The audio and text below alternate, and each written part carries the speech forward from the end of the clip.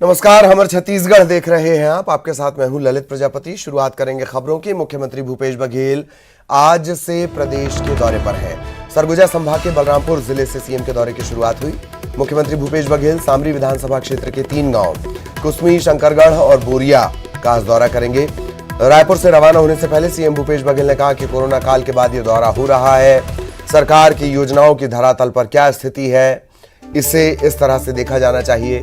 यह भी कहा कि दौरे को चुनाव की नजर से नहीं देखना चाहिए। सीएम ने कहा कि जो लोग अच्छा काम कर रहे हैं उन्हें शाबाशी दूंगा। उन्होंने यह भी साफ किया कि बीजेपी की विकास यात्रा से इस दौरे की तुलना नहीं है।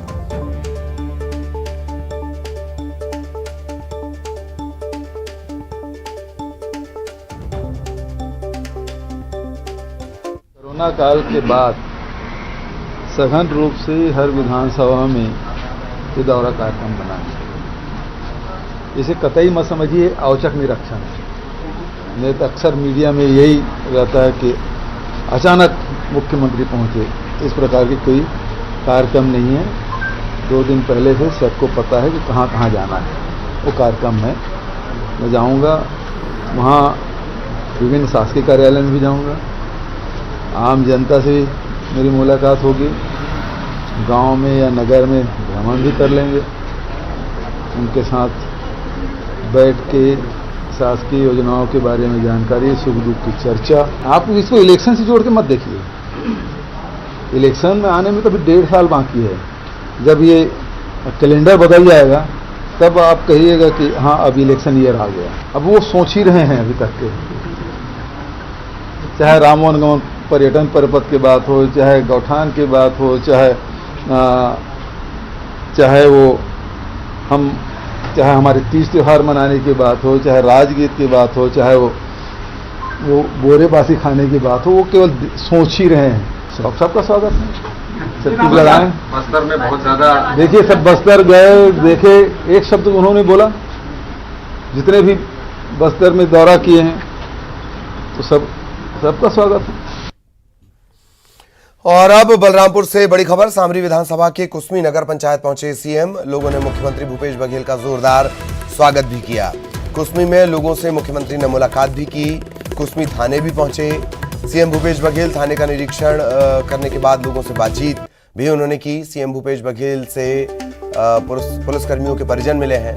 साप्ताहिक अवकाश और पुरानी पेंशन योजना को लेकर उन्होंने धन्यवाद भी दिया है। ये तस्वीरें इस वक्त आप देख रहे हैं। कुसमी थाना पहुंचे हैं मुख्यमंत्री भूपेश बघेल। थाने का निरीक्षण किया। पुलिस वालों के परिजनों से भी मुलाकात की। पुलिस वालों के परिजनों ने उन्हें धन्यवाद दिया है साप्ताहिक अवकाश और पुरानी पेंशन व्यवस्था लागू करने के लिए।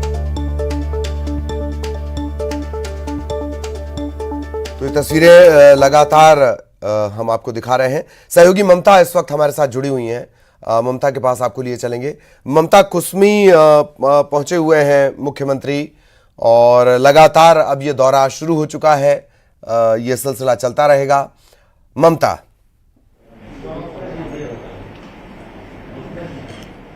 बिल्कुल, देखिए, मुख्यमंत्री भूपेश बघेल सबसे पहले कुसमी में उतरे और वहां पर सबसे पहले थाने गए, उसके बाद राम मंदिर गए, वहां पर पूजा की। इस पूरे दौरे को लेकर पीसीसी अध्यक्ष मोहन मरकाम हमारे साथ मौजूद हैं, उनसे बात करते हैं। आज से दौरा शुरू हो गया है और ये दौरा चलता रहेगा। इस दौरे को लेकर क्या माने, खासतौर पर सरगुजा से शुरुआत किए हैं और फिर बस्तर जाएंगे, तो सरगुजा और बस्तर के जरिए 2023 का जो दरवाजा है सत्ता का वो खुलेगा। हमारी सरकार की 3.5 साल के जो काम है, उन काम को जमीनी स्तर में क्या हकीकत है उसको जानने समझने का प्रयास करेंगे। उसके साथ साथ आम जनता को उसका लाभ मिल रहा है नहीं मिल रहा है वो भी जानने का प्रयास करेंगे। और जनता हमारी सरकार के प्रति, संगठन के प्रति, हमारे विधायकों के प्रति क्या सोचती है उसको भी जानने का प्रयास करेंगे। तो हमारे पास 1.5 साल से अधिक समय है, तो इन 1.5 सालों में अगर कुछ कमियां हैं तो उन कमियों को भी हम कैसे दूर करें, उसके लिए माननीय मुख्यमंत्री जी फीडबैक लेंगे और आगे की रणनीति उस पर काम करेंगे ताकि 2023 में फिर से छत्तीसगढ़ में कांग्रेस की सरकार बने सके। इसलिए जमीनी हकीकत जानने के लिए लगातार हम माननीय मुख्यमंत्री जी दौरा कर रहे हैं। इस दौरे को लेकर ये कहा जा रहा है सर कि सिर्फ दौरा ये नहीं कि अधिकारी काम कर रहे हैं, यानी विधायक काम कर रहे हैं, यानी मंत्री काम कर रहे हैं, यानी उनके परफॉर्मेंस रिपोर्ट भी जो है वो तैयार होगी इसके जरिए। देखिए, हम सब जनप्रतिनिधि हैं, निर्वाचित विधायक हैं, तो जनता हमारे बारे में, क्षेत्र की बारे में क्या सोचती है, क्या कहना चाहती है, उसको भी जानेंगे। तो कहीं ना कहीं चाहे जनप्रतिनिधि हो, चाहे कार्यकर्ता हो, सभी से मिलेंगे, अधिकारियों से मिलेंगे, आम जनता से मिलेंगे, विकास कार्यों को भी देखेंगे। तो एक बृहद समीक्षा होगी और आगे आने वाले 2023 के लिए हम लोग किस रणनीति के साथ जनता के बीच में जाएं, उसकी तैयारी भी माननीय मुख्यमंत्री जी ने की है। नहीं तो यह दौरा बृहद दौरा है और हर तरह से हर बातों की वो समीक्षा करेंगे। मतलब आगे बहुत सारे लोगों का अगर बात करते हैं, मंत्रिमंडल विस्तार और तमाम तरह की चीजें बात करते हैं, तो वो भी चीजें तय होंगी।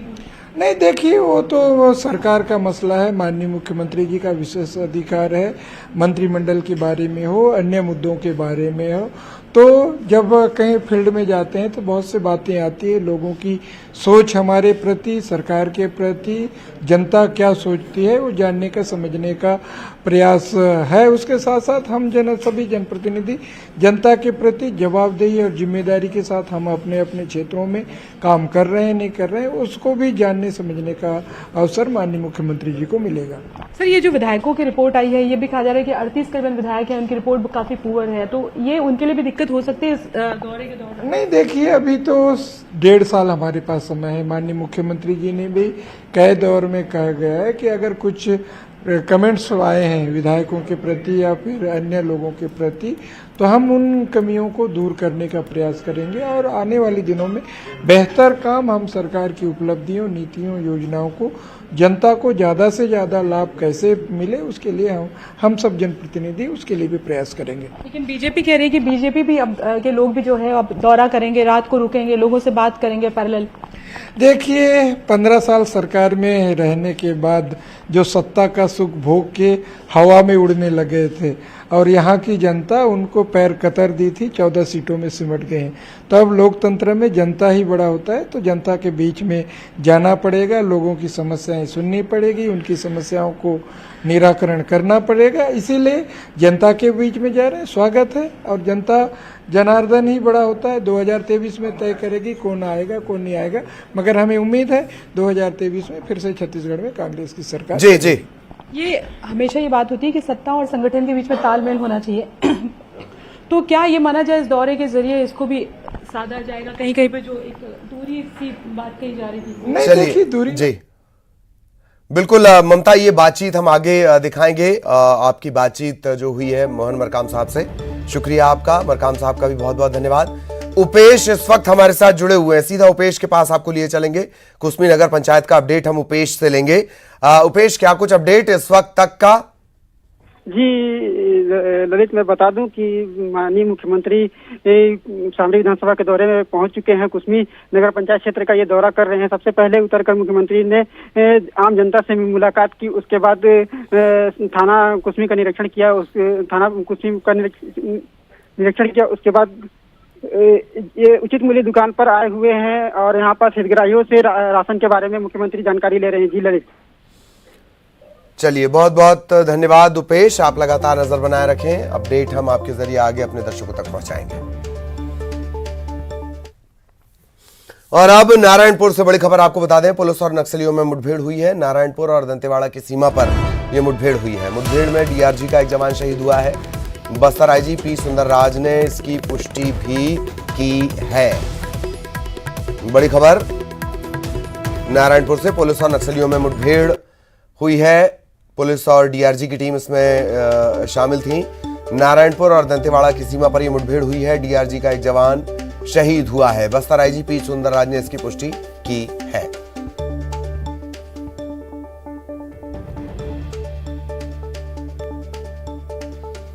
और सहयोगी विनोद इस वक्त हमारे साथ जुड़े हुए हैं, सीधा विनोद के पास आपको लिए चलेंगे। विनोद, क्या कुछ इस मुठभेड़ को लेकर अपडेट अब तक मिल पाया है? विनोद, देखिए ललित, बताया जा रहा है कि सुरक्षा बलों की एक जो कंपनी है जिसमें कि डीआरजी शामिल थे और इसके अलावा आईटीबीपी की फोर्स थी, ये नारायणपुर से निकली हुई थी सर्च ऑपरेशन के लिए। जैसा कि जानकारी मिल रही थी कि नारायणपुर का जो मंगारी जंगल है वहाँ पर बड़ी संख्या में माओवादियों की कंपनी नंबर 6 जो है वो तैनात है और जाहिर सी बात है कि उस लिहाज से फोर्स पूरी तैयारी करके पहुंची हुई थी और कल से सर्च ऑपरेशन चल रहा था उस जगह पर और आज सुबह तकरीबन 8:15 बजे के आसपास एक्सचेंज ऑफ फायर हुआ, जिसमें कि माओवादियों ने पहले फायरिंग शुरू की, उसके बाद जवाबी कार्रवाई सुरक्षा बलों ने शुरू की। करीब आधे घंटे तक मुठभेड़ चली और मुठभेड़ के दौरान ही जो डीआरजी के हेड कांस्टेबल हैं सालिग्राम, वो शहीद हो गए, उन्हें गोली लगी थी और उसके बाद नक्सली जो है दबाव बना करके वहां से भागने में सफल हो गए। हालांकि अभी भी वहां पर सर्चिंग जो अभियान है वो लगातार जारी है। इसके अलावा जो फोर्स है वो भेजी गई है सपोर्टिंग पार्टी के तौर पर और अभी भी जंगल में सर्च ऑपरेशन जारी है, इसलिए कि चूंकि कंपनी नंबर 6 माओवादियों की काफ़ी ताकतवर फोर्स मानी जाती है और उसे घेरने के लिए सुरक्षा बलों की जो रणनीति है उसके लिहाज से सुरक्षा बल अभी भी जंगल में आगे बढ़ रहे हैं। जो शहीद जवान हैं उन्हें फिलहाल नारायणपुर लाया जा रहा है और उसके बाद आगे की जो प्रक्रिया होगी उसको की जाएगी। जी ललित जी, कंपनी नंबर 6 का आप जिक्र कर रहे हैं, अतिरिक्त बल सुरक्षा बल भेजे जाने की बात भी निकलकर सामने आई थी। विनोद, इसको लेकर कोई अपडेट? और सुंदर राज से आपने चर्चा भी की, आईजीपी सुंदर राज से, क्या कुछ उन्होंने कहा है? बहुत ज़्यादा सुरक्षा से जुड़े हुए अधिकारी, चाहे वो बस्तर रेंज के आईजी हों या फिर जो इस ऑपरेशन को अभी लीड कर रहे हैं, उन्होंने अभी फिलहाल बहुत ज़्यादा जानकारी देने से मना किया हुआ है, क्योंकि फोर्स अंदर है, जंगल के अंदर है और इस लिहाज से बहुत ज़्यादा कोई जानकारी देने में असमर्थता जा रही ताकि सुरक्षा जवानों की तरह को खतरा ना हो। लेकिन बताया जा रहा है कि चूँकि कंपनी नंबर 6 है, जाहिर सी बात है कि माओवादियों की एक बड़ी जो कंपनी है वो वहाँ पर मौजूद होगी और उसे घेरने के लिए ही जो है सर्चिंग पार्टी निकली हुई है। चूँकि दंतेवाड़ा और नारायणपुर का ये सीमाई इलाका कहलाता है और जहाँ पर मुठभेड़ हुई वो सीमावर्ती इलाका कहलाता है दंतेवाड़ा और नारायणपुर का, इस लिहाज से काफ़ी संवेदनशील इलाका है ललित। उस लिहाज से दोनों तरफ से दंतेवाड़ा और नारायणपुर से दोनों जगहों से फोर्स भेजी गई है ताकि माओवादियों को करारा जवाब दिया जा सके और उन्हें घेरा भी जा सके। ललित, चलिए, बहुत बहुत शुक्रिया विनोद आपका इस तमाम जानकारी के लिए। सहयोगी विनोद विस्तार से जानकारी दे रहे थे। लगातार इस पर हमारी नजर बनी हुई है, जो भी अपडेट इस मुठभेड़ से जुड़ा हुआ होगा वो आप तक पहुंचाएंगे। इधर स्वास्थ्य मंत्री टीएस सिंहदेव दंतेवाड़ा के दौरे पर हैं। उन्होंने दंतेश्वरी माता के दर्शन किए, प्रदेश की खुशहाली की कामना की। इसके बाद वो जिला अस्पताल पहुंचे, निरीक्षण किया। वहीं सर्किट हाउस में अधिकारियों और पार्टी कार्यकर्ताओं से मुलाकात की।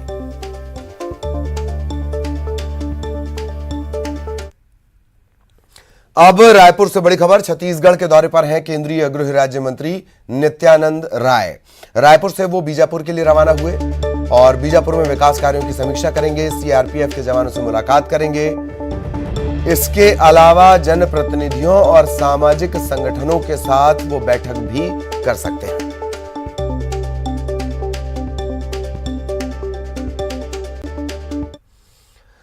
कवर्धा से बड़ी खबर, नगर पंचायत पांडातरई अध्यक्ष की कुर्सी बच गई है।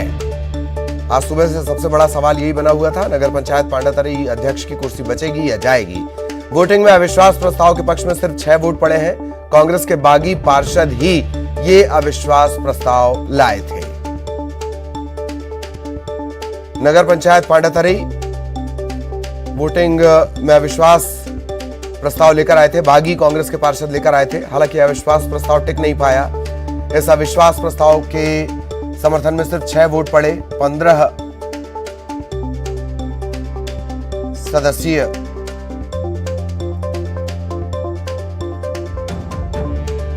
ये नगर पंचायत है। तो पांडातरई अध्यक्ष की कुर्सी आखिरकार बच गई। वोटिंग हुई, अविश्वास प्रस्ताव के पक्ष में सिर्फ 6 वोट। कांग्रेस की सिर्फ फुटबॉल भी यहां सामने आई। कांग्रेस के ही बागी पार्षद ये अविश्वास प्रस्ताव लेकर आए थे। वोटिंग में अविश्वास प्रस्ताव के पक्ष में सिर्फ 6 वोट पड़े हैं।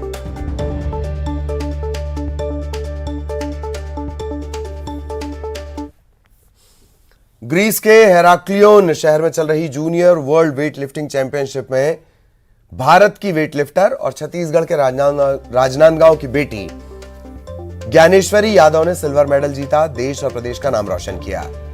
ज्ञानेश्वरी यादव छत्तीसगढ़ की वेटलिफ्टर जिन्होंने विश्व जूनियर वेटलिफ्टिंग चैंपियनशिप में सिल्वर जीता है। विश्व जूनियर वेटलिफ्टिंग चैंपियनशिप में भारत की तरफ से यह अब तक का सर्वश्रेष्ठ प्रदर्शन है। ज्ञानेश्वरी यादव ने कुल 156 किलोग्राम, 73 किलोग्राम और 83 किलोग्राम में वजन उठाकर सिल्वर मेडल अपने नाम किया। ज्ञानेश्वरी के पिता दीपक यादव बॉडी बिल्डर रहे हैं। मीराबाई चानू से प्रभावित होकर ज्ञानेश्वरी के पिता ने उन्हें वेट लिफ्टर बनाने का फैसला किया और अब इस उपलब्धि के बाद उनके पिता बेहद खुश हैं।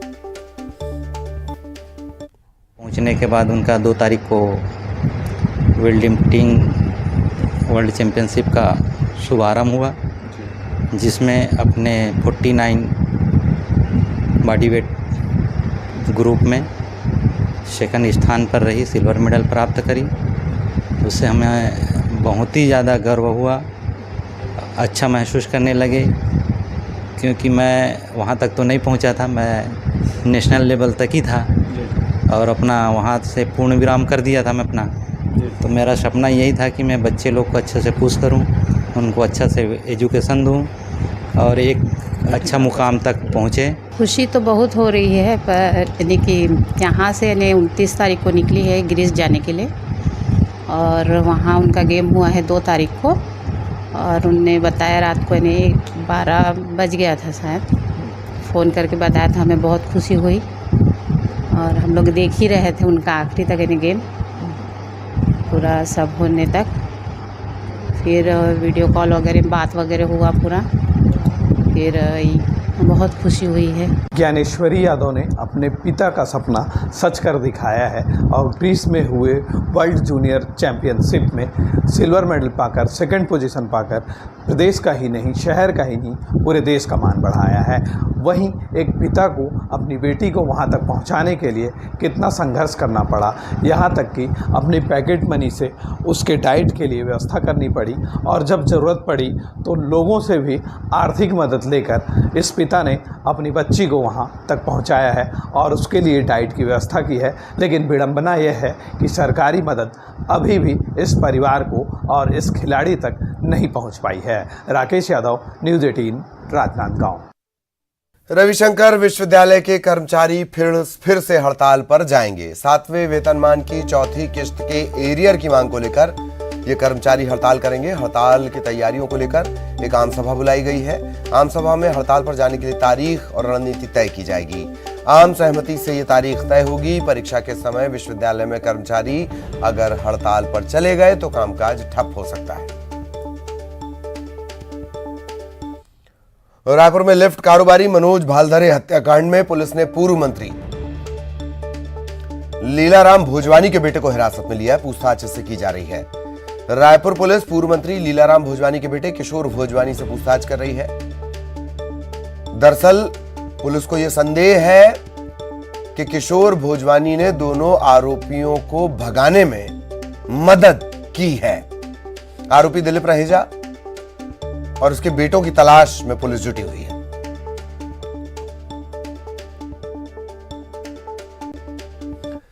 बिलासपुर की सरकंडा पुलिस ने हत्या के 5 आरोपियों को दुर्ग से गिरफ्तार किया। चोरी के 10 लाख रुपए के चक्कर में इन लोगों ने हत्या की घटना को अंजाम दिया था। किराए की गाड़ी में सभी आरोपी पुलिस को चकमा देने के लिए घूम रहे थे। पुलिस ने सभी को गिरफ्तार कर लिया है। बाल सुधार गृह दुर्ग से भागकर ये सभी आए थे।